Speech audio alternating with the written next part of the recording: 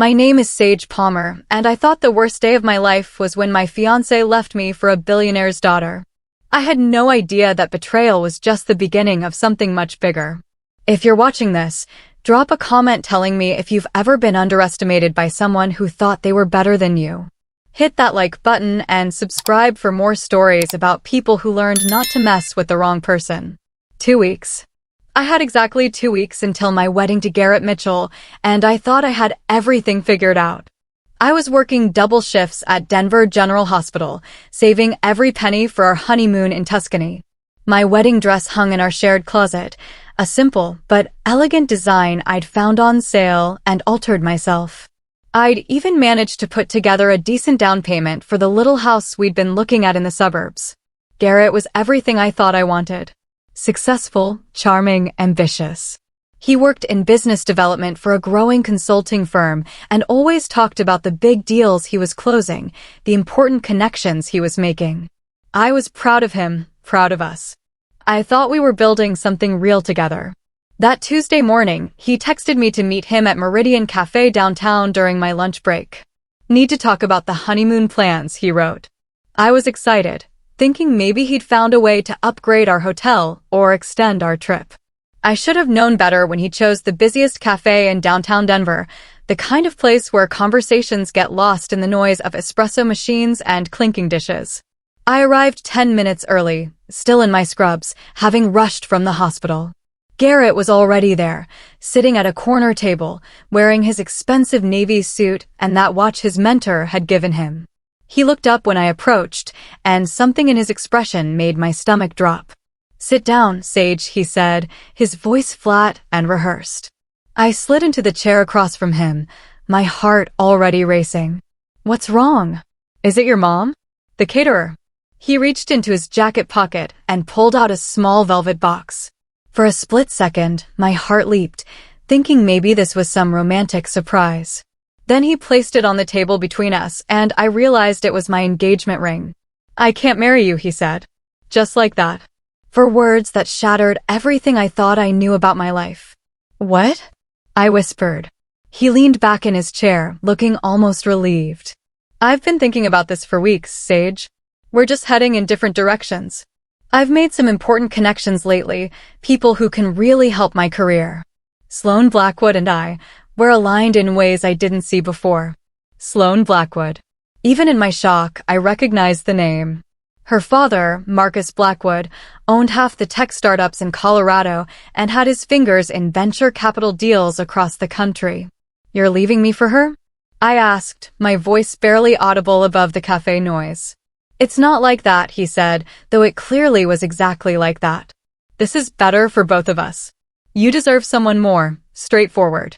Someone who doesn't have to navigate the kind of social complexities I'm dealing with now. Someone simpler, he meant.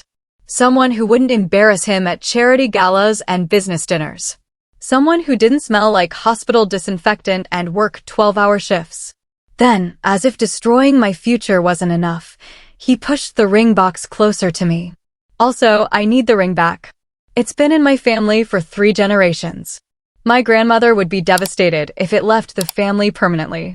The ring I'd worn for 18 months. The ring I'd shown off to every coworker, every friend, every family member who would listen. The ring that had made me feel chosen, special, loved. My hands shook as I slipped it off my finger and placed it in the box. Thank you for your honesty, I managed to say, though the words felt like swallowing glass. I stood up and walked out of that cafe with whatever dignity I had left, past the business people on their lunch breaks, past the college students studying over lattes, past the couples sharing desserts who had no idea they were witnessing someone's life fall apart. Only when I turned the corner onto 16th Street did the tears finally come. When I got to our apartment that evening, my key didn't work. For a moment, I thought there was some mistake, that maybe Garrett had accidentally engaged the deadbolt from inside. Then I noticed the boxes. 4 neat cardboard boxes sat in the hallway outside our door, each one labeled in Garrett's precise handwriting: Sage's clothes, Sage's books, Sage's kitchen items, Sage's personal effects. Everything I owned in the world, packed up and discarded like I was being returned to sender. I sat down on the hallway floor next to those boxes and called the only person I could think of. Margaret Cole had been my nursing school mentor 5 years ago, the professor who'd seen something in me when I was just another first-generation college student struggling to make it through. She answered on the second ring. "Sage? Honey, what's wrong?" I couldn't even speak at first. I just sobbed into the phone while sitting in that sterile apartment hallway, surrounded by the remnants of my life. "Where are you?" Margaret asked. "I'm coming to get you." 2 hours later, I was curled up on her couch in her cozy Denver home, holding a mug of chamomile tea while she sat across from me, her silver hair pulled back in its familiar bun, her kind eyes full of concern. "He took everything," I whispered. "The apartment, the savings account we'd opened together, even the wedding deposits. I put everything into that relationship, Margaret. I have nothing left."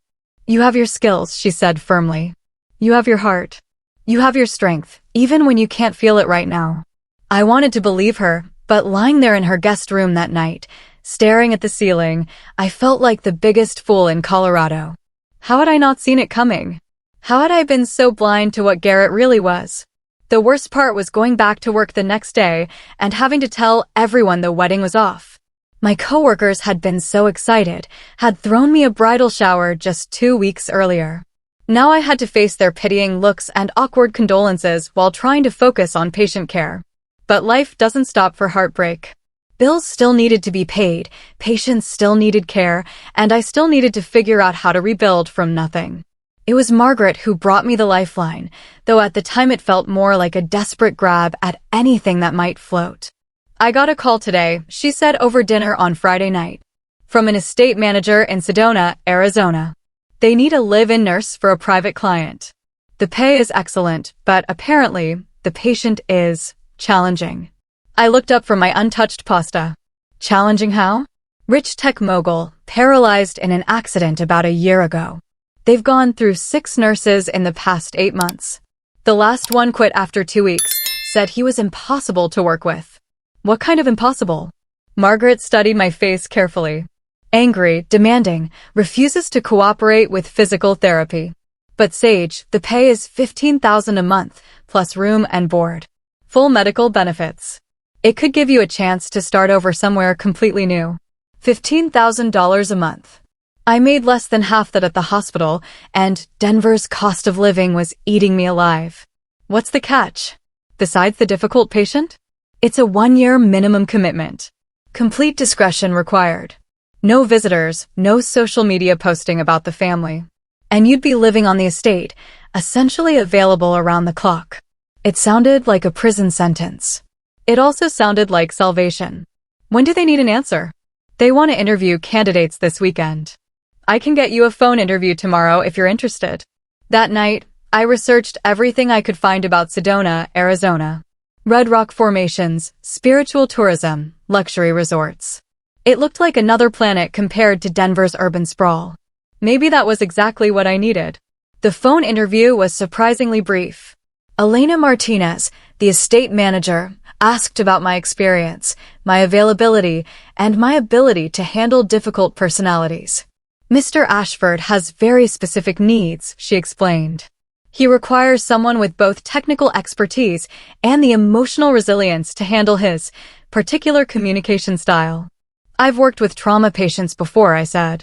"I understand that recovery can be frustrating. Can you start Monday?" I almost laughed at the speed of it all. "This Monday." Mr. Ashford dismissed his previous nurse yesterday. "We need someone immediately." 3 days later, I was on a plane to Phoenix, everything I owned packed into 2 suitcases, flying toward a job I knew almost nothing about with a patient who might make my life miserable. But as the plane lifted off from Denver, I felt something I hadn't experienced in weeks: hope. Maybe this was exactly the fresh start I needed. The Ashford estate took my breath away. Perched on a cliff overlooking Sedona's famous red rocks, it looked like something from a luxury magazine. All glass and steel and clean lines, designed to blend with the dramatic landscape while making a statement about the wealth and taste of its owner. Elena Martinez met me at the front door. A woman in her 50s with perfect posture and an efficiency that reminded me of a military officer. She gave me a brief tour of the grounds and outlined my responsibilities. Mr. Ashford's suite is on the main floor, she explained as we walked through hallways lined with modern art. Your room is adjacent, with a private entrance. You'll have full access to the kitchen, gym, and pool areas. There's a car available for your use on your days off. How many days off? I asked. 2 per month. Mr. Ashford requires consistent care. We stopped outside a set of double doors. Elena turned to me, her expression serious. Before we go in, I need you to understand something. Reed Ashford was one of the most successful tech entrepreneurs in the country before his accident. He built his company from nothing, revolutionized data analytics, was worth hundreds of millions by the time he was 30. The accident changed everything. What happened? Skiing accident in Aspen. Solo trip, lost control on an advanced slope. He's been paralyzed from the waist down for 14 months. The physical limitations are challenging enough, but the psychological impact. She paused. He's not the same man he was before. Don't take anything he says personally. She knocked twice and opened the doors without waiting for a response. The room was enormous, with floor-to-ceiling windows offering a panoramic view of the Red Rocks. Sleek, modern furniture, medical equipment discreetly positioned, and in the center of it all, a man in a black wheelchair facing away from us. Mr. Ashford, Elena said crisply. Your new nurse has arrived. Sage Palmer. He didn't turn around immediately. I could see his shoulders tense, his hands grip the armrests of his chair. When he finally pivoted to face us, I had to work to keep my expression neutral. Reed Ashford was nothing like I'd expected. Young, maybe early 30s, with dark hair and sharp features that belonged on magazine covers rather than in a medical setting. But it was his eyes that caught me off guard. Intelligent, calculating, and filled with a bitterness that seemed to permeate the air around him. So, he said, his voice low and cutting. They sent me another one. Elena excused herself, leaving me alone with my new patient. The silence stretched between us like a challenge. I'm not here to place bets on how long I'll last, I said finally. He raised an eyebrow. Most people start with hello or how are you feeling today? You don't look like you're in the mood for pleasantries. Something shifted in his expression, surprise maybe. No, he said slowly. I'm not. The first few days were exactly as difficult as promised. Reed tested every boundary, questioned every decision, made it clear that he viewed me as just another temporary inconvenience in his disrupted life. But I'd dealt with difficult patients before, and underneath his hostility, I could see the pain. More importantly, I could see the intelligence. This wasn't a man who had given up, despite what everyone seemed to think. This was someone who was fighting battles the rest of us couldn't see. It happened on my 5th night at the estate.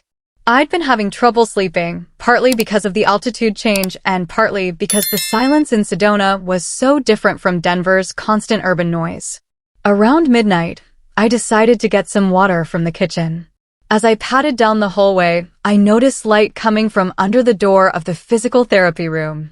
Elena had shown me the space during my tour, a fully equipped gym with parallel bars, resistance equipment, and everything needed for rehabilitation. Reed barely used it, according to his previous nurses. Curious, I approached the door and listened. I could hear the sound of heavy breathing, like someone exerting themselves. Worried that Reed might be in distress, I carefully pushed the door open just enough to peek inside. What I saw stopped my breath entirely. Reed Ashford was standing. Not completely unsupported, not perfectly, but standing nonetheless. He was gripping the parallel bars, his arms trembling with effort, sweat dripping down his face. As I watched, he took a step. Slow, labored, but deliberate. Then another. I must have made a sound, because he suddenly looked up and saw me. The transformation in his expression was instant shock, then fury. What the hell are you doing here? He snapped. I heard something. I thought you might need help. Get out. Now. But I couldn't move. The implications of what I'd just witnessed were too enormous. You can walk. His hands clenched tighter on the bars. You don't know what you're talking about. Why are you hiding this? I stepped fully into the room, closing the door behind me. This is incredible progress. Your doctors should know, your physical therapist. My doctors think I've plateaued, he said bitterly. My physical therapist thinks I need to focus on accepting my new reality. Everyone thinks I should be grateful for what mobility I have and stop pushing for more. But you're walking. Barely. And only for a few minutes at a time. He slowly lowered himself back into his wheelchair, his breathing still labored. Do you know what happens when people see progress? They expect miracles. They expect you to keep improving at their pace, on their timeline. And when you don't meet their expectations, when you have bad days or setbacks, they get disappointed. They start to pull away. I thought about Garrett, about how quickly he'd walked away when my life didn't fit his timeline anymore. So instead, you let them think there's no hope at all. It's easier than watching them lose faith in me all over again. The pain in his voice was raw, familiar. I knew that kind of abandonment, that fear of not being enough. I won't tell anyone, I said quietly. He studied my face, looking for signs of deception or pity. Why would you do that? Because I know what it's like to have people walk away when your life doesn't look the way they expected it to. Something passed between us in that moment, an understanding that had nothing to do with patient and caregiver relationships. If I let you help me, he said carefully, really help me, this stays between us. No one else knows. Agreed. And we do this my way. I say stop, we stop. I say go, you help. That works for me. He looked at me for a long moment, then slowly extended his hand. Partners? I shook it, feeling like I was agreeing to something much bigger than physical therapy sessions. Partners. 2 weeks later, everything changed again. I was organizing medical supplies in Reed's suite when Elena knocked on the door. Mr. Ashford has a visitor, she announced. Reed looked up from his laptop, frowning. I'm not expecting anyone. Nash Sterling is here. He says it's about company business. I saw Reed's jaw tighten. Nash Sterling was his business partner, the man who'd been running Ashford Analytics since Reed's accident. I'd heard Reed mention him before, usually with a note of tension in his voice. Send him in, Reed said reluctantly. Nash Sterling was everything I'd expected from Reed's descriptions. Early 40s, expensive suit, the kind of confident swagger that came from never having to doubt your place in the world. He strode into the room like he owned it, barely glancing at me. Reed, you look. He paused, clearly struggling with what to say to someone in a wheelchair. Like I'm paralyzed? Reed suggested dryly. I was going to say rested. Nash's laugh sounded forced. Country air must be good for you. What do you want, Nash? Nash settled into one of the leather chairs across from Reed's wheelchair. We need to talk about the Morrison deal. And some other opportunities that have come up. I'm listening. As they talked, I tried to make myself invisible while organizing supplies. But I couldn't help noticing the dynamic between them. Nash spoke to Reed the way people talk to children or the elderly, a little too loud, a little too simple, with an undercurrent of condescension that made my skin crawl. The board thinks it's time to streamline decision-making, Nash was saying. Given your situation, we could restructure things so you don't have to worry about the day-to-day operations. Meaning you focus on recovery and I handle the business side. There are some investors who are very interested in expanding our reach, but they need assurance of stable leadership. Reed's hands tightened on his wheelchair armrests. Who are these investors? Blackwood Capital has expressed serious interest. Marcus Blackwood thinks we're perfectly positioned for a major expansion. At the name Blackwood, my blood turned to ice. I fumbled the medical supplies I was holding, several bottles clattering to the floor. Sorry, I mumbled, bending to pick them up while my mind raced. Blackwood Capital. Marcus Blackwood. Sloane Blackwood's father. The Blackwoods know their business, Nash continued, oblivious to my reaction. They've got connections throughout the tech industry. Political connections, too. They could open doors for us that we've never even dreamed of. What exactly are you proposing? Reed asked. Partnership. Merger, maybe. They'd provide the capital for expansion, and we'd provide the technology and expertise. Win-win. And my role in this partnership? Nash shifted uncomfortably. Well, obviously, you'd remain involved in an advisory capacity. Your name would still be on everything. But the day-to-day operations, the strategic decisions, Those need to be handled by someone who can be fully present, you know. Someone who wasn't paralyzed, he meant. Someone who wasn't seen as damaged goods. I'll need to see the proposals, Reed said carefully. Of course. I'll have everything sent over this week. Just don't wait too long to decide. These kinds of opportunities don't stay on the table forever. After Nash left, Reed sat in silence for a long time, staring out at the red rocks. You know the Blackwoods, he said finally. It wasn't a question. He'd noticed my reaction. My ex-fiancé left me for Sloane Blackwood 2 weeks before our wedding. Reed turned to look at me fully. Garrett Mitchell. Now it was my turn to be surprised. You know him? Nash has mentioned him. Apparently, he's been consulting with them on the merger discussions. Reed's expression darkened. He's been involved in this from the beginning. The pieces were starting to fall into place, and I didn't like the picture they were forming. Reed, I said slowly, what if this isn't just a business opportunity? What if they're trying to take your company? That's a serious accusation. Think about it. You're isolated out here, they've convinced everyone you're not capable of running the business anymore, and now they want you to sign over control. Meanwhile, my ex-fiancé, who left me for a Blackwood, is consulting on the deal. Reed was quiet for a moment, processing. You think this is connected to what happened between you and Garrett? I think it's too much of a coincidence. And I think we need to find out exactly what they're planning. That night, after our physical therapy session, Reed and I sat in his study, surrounded by business documents and legal papers. He'd had his attorney send over copies of everything Nash had filed on behalf of the company in the past 6 months. Here, Reed said, pointing to a clause buried deep in a partnership agreement. This transfers majority voting rights to a holding company Nash established 3 months ago. Can he do that? Not legally. Not without my signature. But if I were declared mentally incompetent, or if there were questions about my ability to make sound business decisions. He trailed off. They're setting you up, I realized. Make you look unstable, unreliable, maybe get some doctors to say you're not mentally fit due to depression or trauma from the accident. And then Nash steps in as the responsible party, making decisions in the best interest of the company.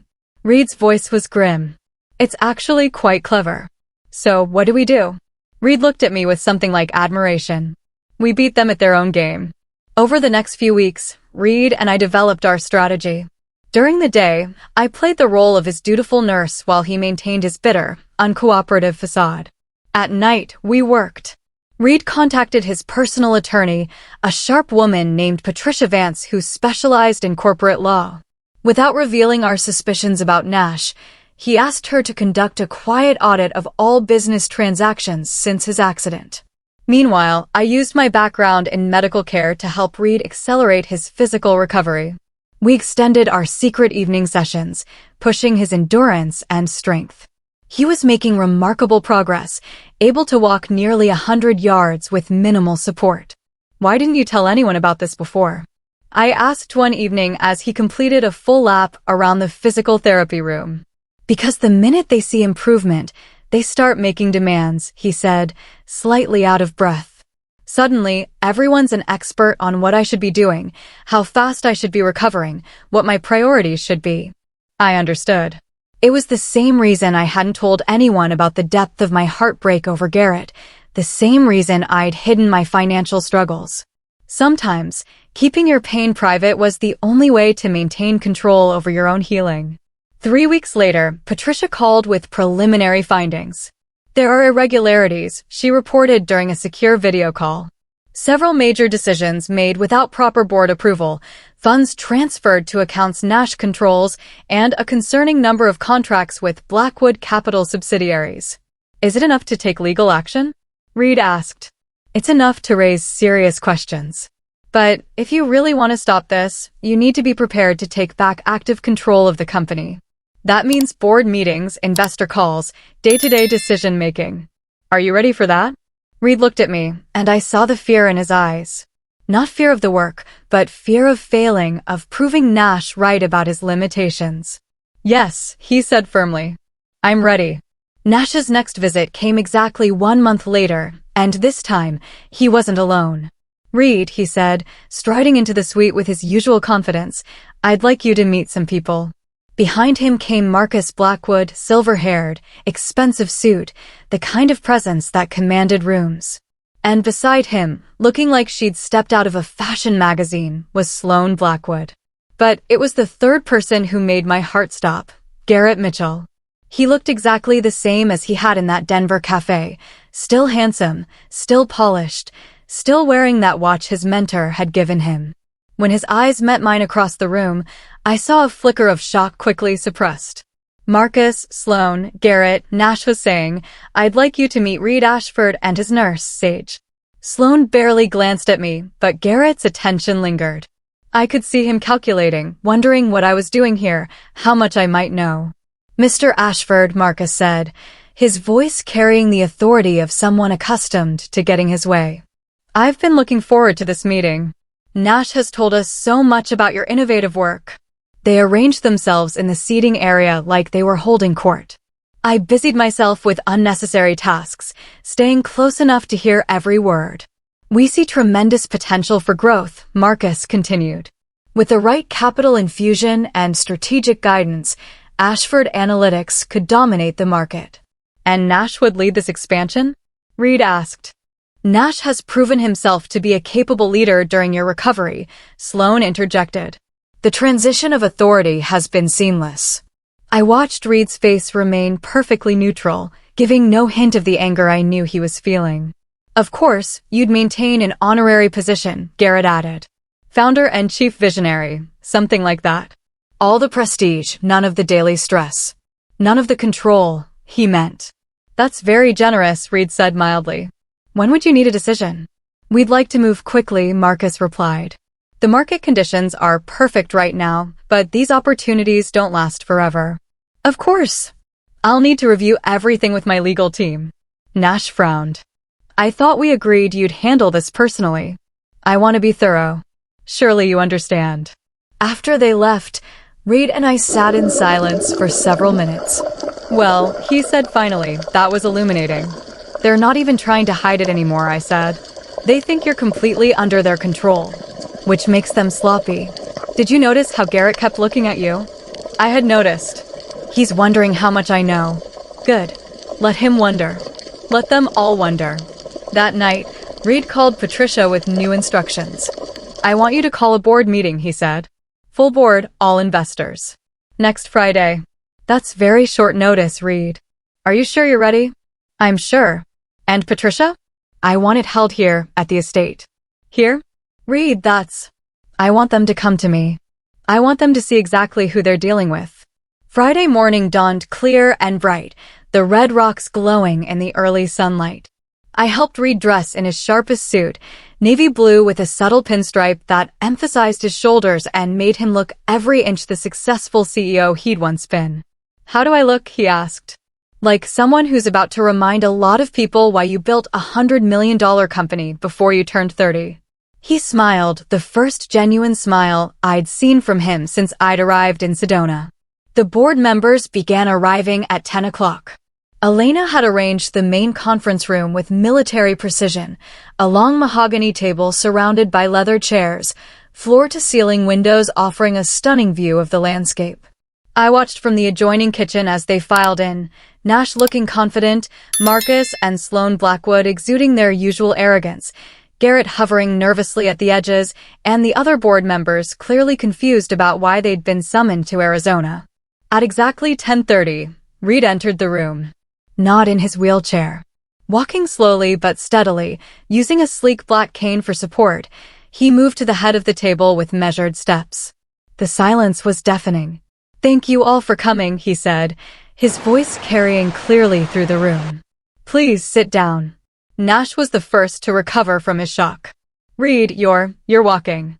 "Not perfectly," Reed replied, settling into his chair. "But adequately." Marcus Blackwood leaned forward. "This is wonderful news." "When did this progress begin?" 3 months ago. "I've been working with a specialized physical therapist." Reed's eyes found mine briefly where I stood in the doorway. "Recovery is often a private process."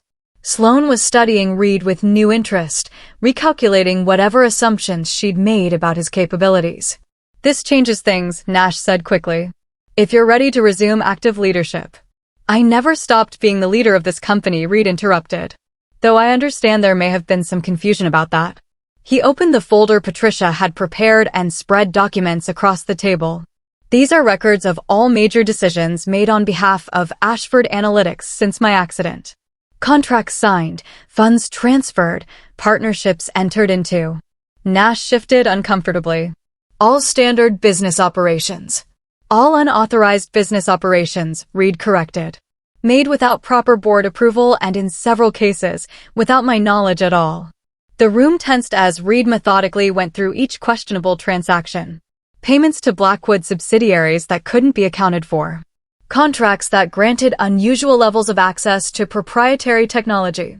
Financial arrangements that heavily favored outside investors at the expense of the company's long-term interests. This appears to be a systematic attempt to transfer assets and control of my company to outside entities, Reed concluded. In legal terms, we'd call this corporate theft. Marcus's face had gone red. That's a serious accusation, Mr. Ashford. Yes, it is. Which is why I've already filed a preliminary report with the Securities and Exchange Commission. The explosion of voices was immediate. Nash jumping to his feet, claiming everything had been done in Reed's best interests. Marcus threatening legal action. Sloane demanding to know who Reed thought he was to make such accusations. Through it all, Reed remained calm, composed, in complete control. There will be a full investigation, he said when the noise died down. Criminal charges are possible. But I'm offering an alternative. What kind of alternative? Nash asked warily. Immediate resignation from your position, Nash. Full restitution of any misappropriated funds. And complete cessation of any business relationship between Ashford Analytics and Blackwood Capital. You can't prove intent, Marcus sputtered. Maybe not in a criminal court, Reed agreed. But I don't need criminal court to fire my business partner and ban your company from doing business with mine. The only question is whether we handle this quietly or whether it becomes a very public scandal. Nash's composure finally cracked. You think you can just come back after a year and pick up where you left off? You were broken, Reed. Finished. I saved this company while you were feeling sorry for yourself. You were stealing this company while I was recovering, Reed replied evenly. There's a difference. And what about her? Sloane suddenly spoke up, pointing at me.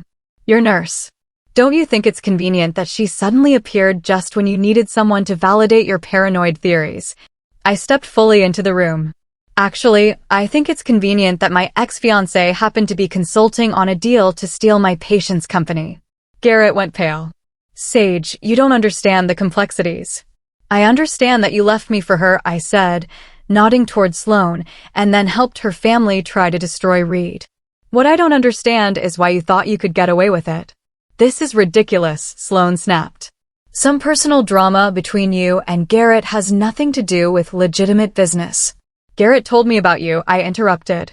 About how you needed a nurse who couldn't be easily traced, someone isolated, someone grateful enough for the job that they wouldn't ask too many questions.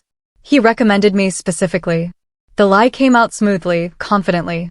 I had no idea if Garrett had actually recommended me for this job, but the way his face went from pale to gray told me I'd hit something close to the truth. They wanted someone inside the house, I continued, someone who could monitor Reed's progress, report back on his mental state, maybe even influence his medical care if necessary. What they didn't count on was me actually caring about my patient. That's not, Garrett stammered. Not what? Reed asked quietly. Not true? Then how do you explain your involvement in a conspiracy to defraud my company while simultaneously having a personal connection to my nurse? The room fell silent. The board members were looking between Nash, the Blackwoods, and each other with growing alarm. I think we've heard enough, said Dr. Helen Crawford, the longest-serving board member. Nash, you're terminated immediately. Security will escort you from the building. Mr. Blackwood, Ashford Analytics will not be pursuing any business relationships with your company. And I suggest you all contact your attorneys. Nash's face was purple with rage. This isn't over, Reed. Yes, Reed said calmly, it is. As they filed out, Nash flanked by security, the Blackwoods maintaining their dignity despite their defeat, Garrett trailing behind like a lost puppy. Reed remained seated at the head of the table. Well, Dr. Crawford said after they'd gone, that was dramatic. But necessary. Reed, are you really ready to resume full control? More than ready, he replied. After the board members left, Reed and I stood alone in the conference room, watching the red rocks glow in the afternoon sun. How did you know? He asked. About Garrett recommending you for the job? I smiled. I didn't. But the look on his face when I said it told me I was close to the truth. You're dangerous, Sage Palmer. Only to people who underestimate me. He turned to face me fully. I need to ask you something. This job, taking care of me, helping me recover, was any of it real? Or were you just doing what Garrett sent you to do? The question hit me harder than I'd expected. Reed, I need you to understand something. Whatever Garrett's role was in getting me this job, whatever plan they had, none of that mattered from the moment I saw you trying to walk in that therapy room. You weren't just a patient to me. You were someone fighting to get his life back, just like I was fighting to rebuild mine. And now I think we make a pretty good team. He smiled, that genuine smile that transformed his entire face. I think so too. 6 months later, at the Ashford Analytics headquarters in downtown, I stood in Reed's corner office, looking out at the city skyline while he finished a conference call with investors. The third quarter numbers are excellent, he was saying. Better than projected, actually. The new contracts in healthcare analytics are proving especially profitable. He'd been back as CEO for 4 months now, and the company was thriving under his leadership. The board had unanimously voted to restructure, bringing in new investors and expanding into markets Nash had never even considered. That was Tokyo, Reed said as he hung up. They want to discuss a partnership for the Asian markets. Congratulations. Though I still think you should use the wheelchair for long meetings. No point in overdoing it. Yes, Dr. Palmer, he said with mock seriousness. I'd completed my nursing certification in rehabilitation therapy and was now officially Reed's Director of Medical Affairs, overseeing health and wellness programs for the company's employees. It was a role that combined my medical background with my newfound understanding of corporate dynamics. Any word from the lawyers about Nash? I asked. Charges were filed yesterday. Fraud, breach of fiduciary duty, conspiracy. He'll be lucky if he doesn't serve prison time. Nash had tried to fight the accusations, claiming Reed was mentally unstable and seeking revenge. But the evidence was overwhelming, and his former allies had quickly distanced themselves once the investigation began. What about the Blackwoods? Officially? No charges. They were careful to keep their hands technically clean. Unofficially? Marcus Blackwood's reputation has taken a serious hit. Several of his other investments are being scrutinized now. And Sloan. Reed's expression darkened slightly. Married a pharmaceutical heir last month. Apparently, she moved on from Garrett even faster than she moved on to him. I couldn't help but feel a twisted satisfaction at that news. Garrett had thrown away our relationship for someone who discarded him just as easily. Do you ever regret it? Reed asked suddenly. Coming here, getting involved in all of this? I thought about the question seriously. My life had changed completely from what I'd planned in Denver. Instead of being Mrs. Garrett Mitchell, living in a suburban house and working hospital shifts, I was Dr. Sage Palmer, running medical programs for a tech company in Arizona and living in a glass house among red rocks with a man who still took my breath away. No, I said honestly. I don't regret any of it. Even the part where your ex-fiancé tried to use you to help steal my company? Especially that part. It taught me that sometimes the worst things that happen to you lead to the best things in your life. Reed stood up from his desk and walked over to where I stood by the window. His gait was smooth now, confident, with only the slightest reliance on his cane. Speaking of which, he said, reaching into his jacket pocket. I have something for you. My heart stopped as he pulled out a small black box. Reed, before you say anything, he said quickly, I want you to know this isn't a family heirloom. I bought it specifically for you, because I wanted you to have something that was completely yours. He opened the box to reveal a stunning ring, a sapphire surrounded by diamonds that caught the Arizona sunlight and threw it back in brilliant sparks. I know we've only known each other for 10 months, he said, his voice surprisingly nervous for someone who regularly commanded boardrooms full of investors. And I know we met under the strangest possible circumstances. But Sage, you saved my life in every way a person can be saved. You helped me find my strength again, you helped me save my company, and more importantly, you helped me remember who I was before the accident tried to define me. He dropped to one knee, right there in his office, with the city of Phoenix sprawling below us. I love you, not because you took care of me when I was broken, but because you saw who I could be when I couldn't see it myself. Will you marry me? I looked down at this man who had gone from my difficult patient to my conspirator to my partner to my best friend, and I realized that sometimes the universe has a twisted sense of humor. Garrett had left me for someone richer, more connected, more socially acceptable. But in doing so, he led me to someone who valued my strength instead of feeling threatened by it, someone who saw my independence as an asset rather than a flaw. Yes, I said, tears streaming down my face. Yes, I'll marry you. As he slipped the ring onto my finger, I thought about that day in the Denver cafe when Garrett had taken back his grandmother's ring and told me I deserved someone simpler. He'd been right about one thing. I did deserve someone different. I deserved someone better. 1 year later. Our wedding was small, intimate, held on the estate's terrace, with the red rocks providing a backdrop that no cathedral could match. My former mentor Margaret flew in from Denver to serve as my maid of honor. Reed's sister came from Seattle with her family.